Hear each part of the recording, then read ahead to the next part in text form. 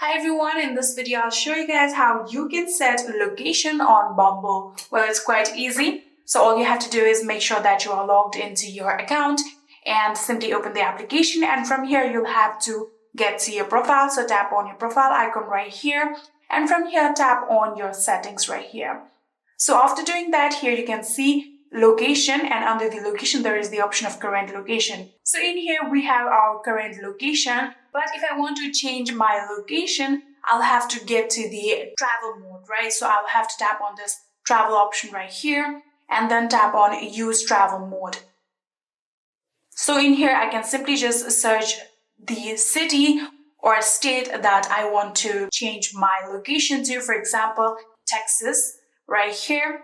So for example, I want to set my location to Texas City, right? So if I tap on it, I will successfully be able to change it, but only if I have bought premium of Bumble. So if I simply just tap on it, here you can see now it will tell me to simply buy the premium version of Bumble. So you can simply just buy the premium version in order to set your location for $69.99 per month. And yeah, that is it. I hope this video was helpful to you guys. If it was, please do not forget to hit that subscribe button and like our video. Thank you so much for watching. See you in the next.